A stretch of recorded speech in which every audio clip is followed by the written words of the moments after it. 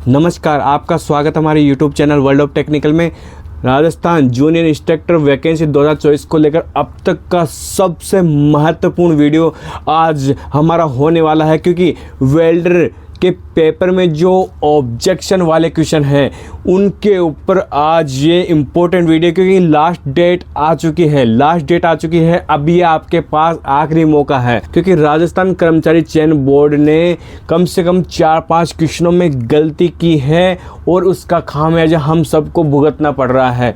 लेकिन अगर आप इन क्वेश्चनों के ऊपर ऑब्जेक्शन लगाते हैं विथ प्रूफ, तो राजस्थान कर्मचारी चयन बोर्ड आपको बोनस अंक भी दे सकता है। तो सिंपल सी बात है, इससे आपकी कट ऑफ वापस से बैलेंस हो सकती है। तो इस वीडियो में हम देखने वाले हैं कि इस पेपर में सबसे ज़्यादा विवादित प्रश्न कौन कौन से हैं जिनके ऊपर ऑब्जेक्शन लगाए जा सकते हैं, और कौन कौन से क्वेश्चनों पर आप ऑब्जेक्शन लगाएंगे तो आपको बोनस अंक प्राप्त हो सकते हैं। तो ये सारे ऑब्जेक्शन वाले क्वेश्चन को हम देखने वाले हैं और लास्ट डेट आ चुकी है। आपको डिसीजन लेना होगा और इस वीडियो को कंटिन्यू वॉच करना, क्योंकि पूरा वीडियो उन सारे विवादित प्रश्नों पर है जिनके ऊपर आप ऑब्जेक्शन लगाने की कब से सोच रहे हैं, लेकिन उसका राइट आंसर या तो आपको पता नहीं, या फिर आप डिसाइड नहीं कर पा रहे हैं कि इसका राइट आंसर ये है या फिर आयोग ने बताया वो है। तो चलिए फटाफट स्टार्ट करते हैं आज का ये महत्वपूर्ण वीडियो।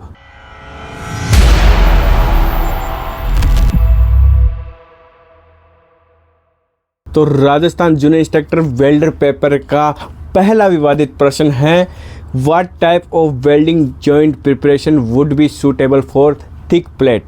मोटी प्लेटों की वेल्डिंग के लिए किस प्रकार का वेल्ड जोड़ निर्माण सही होगा। देखिए, पहले बात तो यह है कि ये क्वेश्चन ही आधा अधूरा है। मोटी का मतलब कितनी मोटी, इसने ये स्पष्ट नहीं किया है। ठीक है, मोटी का मतलब तो 8 mm से अधिक प्लेटें सारी मोटी ही होती हैं। 8 mm, 10 mm, 15 mm, 25 mm, 30 mm, 8 mm से ऊपर की प्लेटें सारी मोटी होती हैं।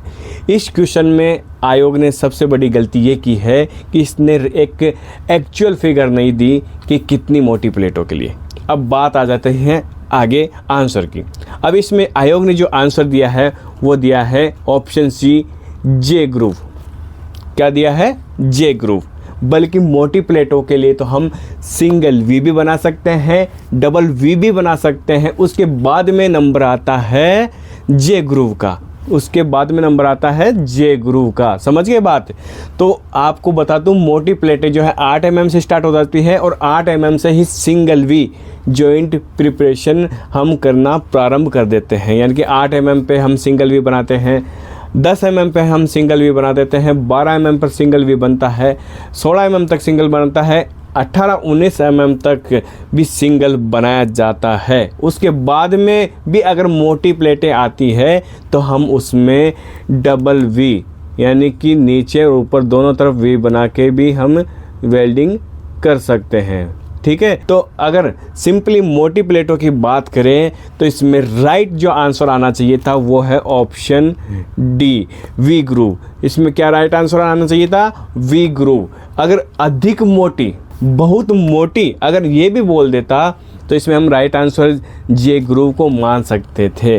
तो ये एक इम्पोर्टेंट क्वेश्चन जो है सबका, लगभग सबका गलत हुआ है और इस पर आप ऑब्जेक्शन डाल सकते हैं। बिल्कुल ये जायज़ क्वेश्चन है, इसके ऊपर आपको ऑब्जेक्शन डालना चाहिए। तो वेल्डिंग की ट्रेड थ्योरी में जॉइंट प्रिपरेशन एज प्रिपरेशन का टॉपिक जो दिया गया है उसमें ये लाइनें स्पष्ट लिखी हुई है। तो आप उन लाइनों का एक फ़ोटो खींचिए, उसका PDF बनाइए और उस क्वेश्चन के साथ ऑब्जेक्शन में ये ज़रूर आप डालिए। ठीक है, हमारा जो अगला क्वेश्चन है, what is added to steel to increase its hardness and abrasion resistance. यानी कि स्टील की कठोरता और अपघर्षण प्रतिरोध बढ़ाने के लिए स्टील में क्या मिलाया जाता है। तो इसमें आयोग ने जो राइट आंसर माना है वो है निकेल। ठीक है, लेकिन आपको बता दूं, जहाँ तक कि मेरी जानकारी है, मेरा रिसर्च है, इसमें राइट जो आंसर आना चाहिए था वो है ऑप्शन ए, टंगस्टन। इसमें राइट आंसर क्या आना चाहिए था?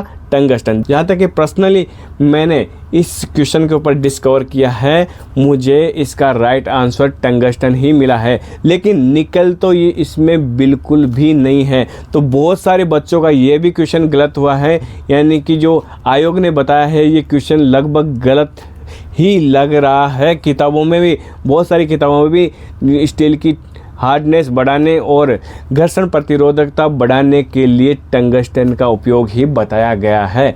तो आप भी बुक में से इस चीज़ को कैप्चर कीजिए जहां पर इसके बारे में स्पष्टीकरण है, और ऑब्जेक्शन के तौर पर ये क्वेश्चन आप ऑब्जेक्शन में डाल सकते हैं, जिससे कि आपको एक और बोनस अंक मिल सकता है। क्वेश्चन तो गड़बड़ किए हैं, आयोग ने क्वेश्चन तो गड़बड़ किए हैं, तो उनको ये मानना ही पड़ेगा। चलिए बढ़ते हैं अगले क्वेश्चन की ओर। अगला हमारा कौन सा विवादित प्रश्न है? The heating, shocking, holding the temperature and slow cooling cause with grains to become large. यानी कि किसी भी मेटल को हम सेम टेम्परेचर पर समान रूप से हीट देते हैं, उसके बाद में धीरे धीरे उसको हम अगर ठंडा करते हैं तो उसके उस मेटल के कौन से कण बड़े हो जाते हैं, ये इसमें हमें यहाँ पे पूछा गया है।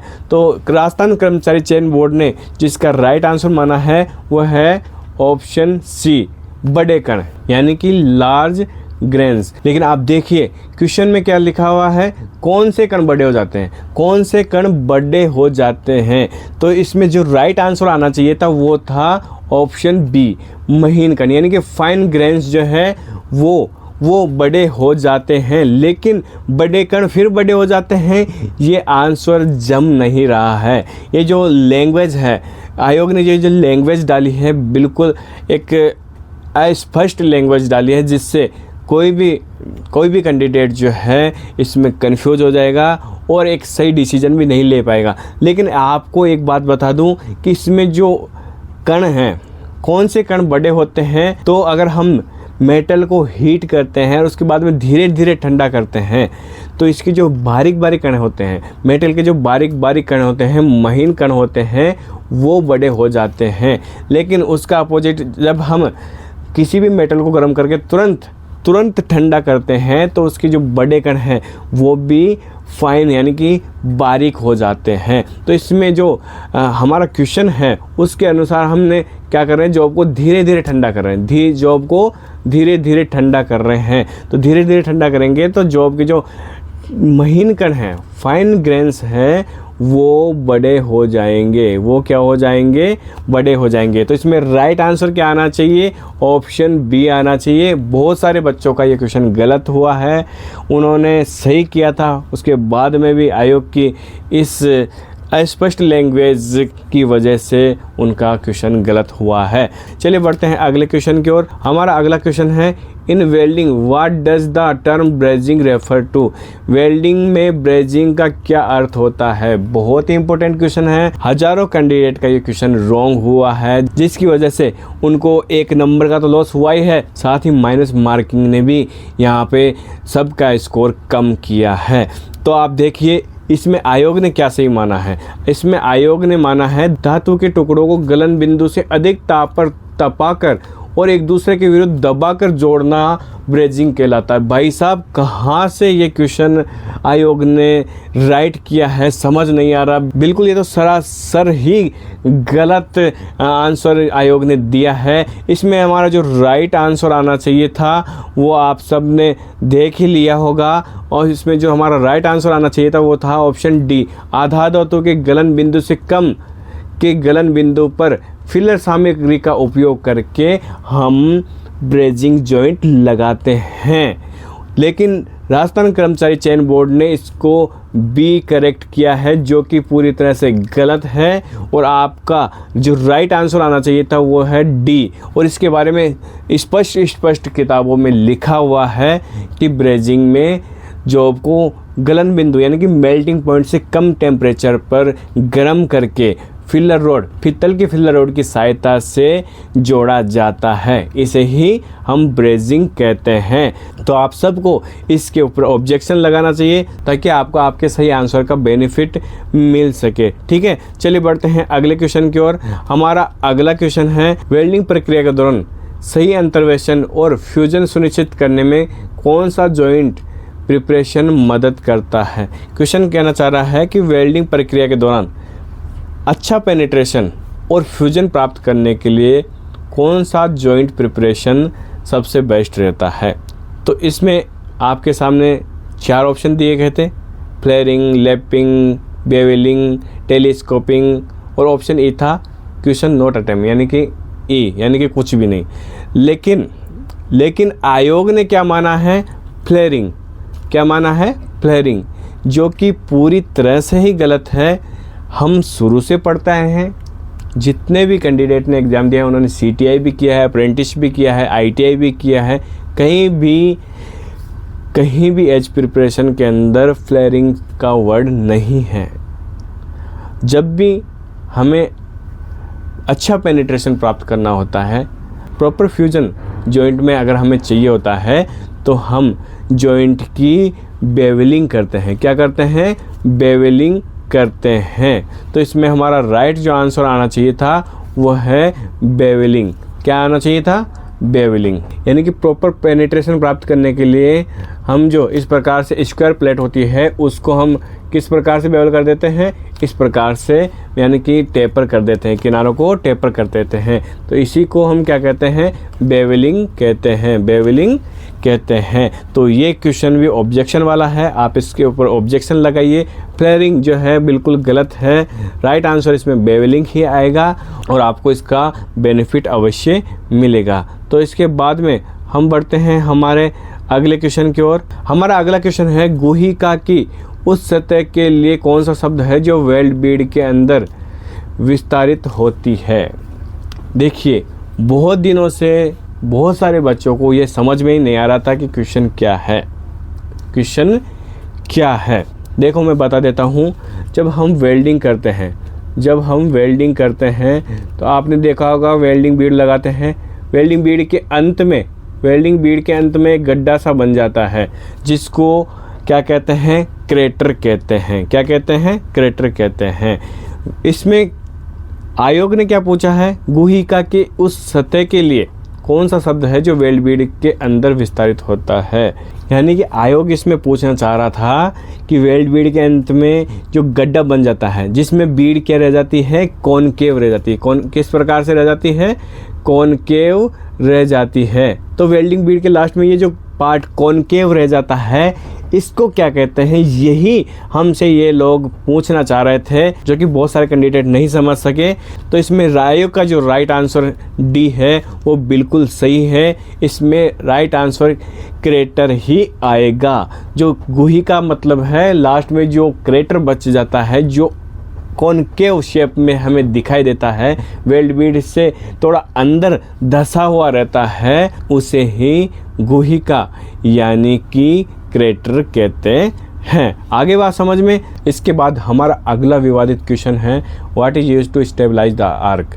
यानी कि आर्क को स्थिर करने के लिए किसका उपयोग किया जाता है। इसके लिए हमें 4 ऑप्शन दिए गए थे, चाक और मार्बल, डिऑक्सीडाइजर, गालकन यानी कि फ्लक्सिंग और बाइंडिंग। तो इसमें आयोग ने जो राइट आंसर दिया है वो है option A, chalk and marble. और कई लोगों ने, कई बच्चों ने, कई कैंडिडेट ने इसमें जो राइट आंसर किया है वो किया है फ्लक्सिंग। अब इनमें से कौन सा सही है तो मैं आपको बता देता हूँ। कर्मचारी चयन बोर्ड ने जो राइट आंसर किया है ऑप्शन ए, वो ही इसका सही आंसर है।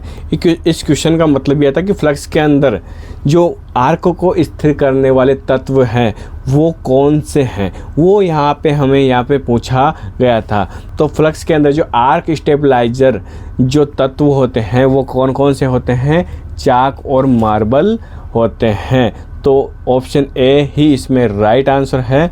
तो आयोग के इस क्वेश्चन से हमें कोई ऑब्जेक्शन नहीं है। इसके बाद सबसे विवादित प्रश्नों में से हमारा अगला प्रश्न है, when 2 work piece are placed at an angle on a horizontal surface during welding what type of joint is form. यानी कि जब वेल्डिंग के दौरान क्षैतिज तल पर हम दो वर्क पीस को एक कोण पे रखते हैं। क्या पूछ रहा है ये? एक कोण पर, तो किस प्रकार की संधि बनती है। वैसे क्वेश्चन जो है घुमाकर पूछा गया है, ठीक है।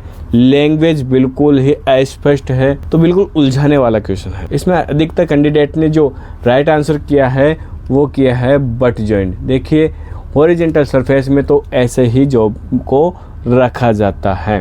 तो वैसे तो सिंपली अगर इसका राइट आंसर आता तो ये है, लेकिन यहाँ पर इसने एक चीज़ डाल दी है, एक कोण पर।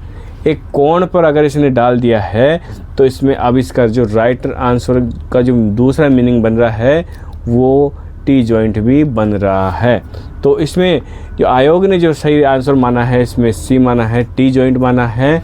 तो ऐसे में इसने जो ये क्वेश्चन के अंदर जो ये टर्निंग पॉइंट डाला है, एक छोटा सा पॉइंट डाला है जो कि हम सबको कंफ्यूज करके रख दिया है और बहुत सारे बच्चों का जो आंसर गलत करवा दिया है। ये कोण, एक कोण पर अगर बात आ गई तो यहाँ पर एक 90 डिग्री का कोण बन रहा है जो कि यहाँ पर टी जॉइंट बना रहा है। तो इसमें क्या हो रहा है, एक वर्कपीस जो है क्षैतिज स्थिति में है यानी कि हॉरिजॉन्टल प्लेन पे है, दूसरा प्लेट जो है उसको एक कोण पर रखकर 90 डिग्री में जॉइंट बना रहा है जो कि टी जॉइंट कहलाता है। तो मेरे हिसाब से आयोग का ये जो आंसर है ये भी लगभग सही है। फिर भी अगर आप अपने बेस पर इसके ऊपर ऑब्जेक्शन देना चाहते हैं तो दे सकते हैं। तो इस प्रकार से हमने वेल्डर का जो पेपर है, वेल्डर का जो जूनियर इंस्ट्रक्टर का पेपर है, इस पे हमने 7 या 8 क्वेश्चन जो है ऑब्जेक्शन वाले देख लिए हैं, उनका स्पष्टीकरण भी देख लिया है, उसका राइट आंसर भी देख लिया है। तो अब आप डिसीजन ले सकते हैं कि कौन से क्वेश्चन के ऊपर आपको ऑब्जेक्शन करना है, कौन से पर नहीं करना है। और लास्ट डेट भी आ गई है, आपको SSO राजस्थान SSO पर लॉगिन करके क्वेश्चन ऑब्जेक्शन का जो ऑप्शन आ रहा है उसमें आप ओपन करके अपने ऑब्जेक्शन और साथ में उनका अटैचमेंट आपको डालना है। तो मिलते हैं इसी प्रकार की हेल्पफुल वीडियो के साथ, तब तक के लिए नमस्कार।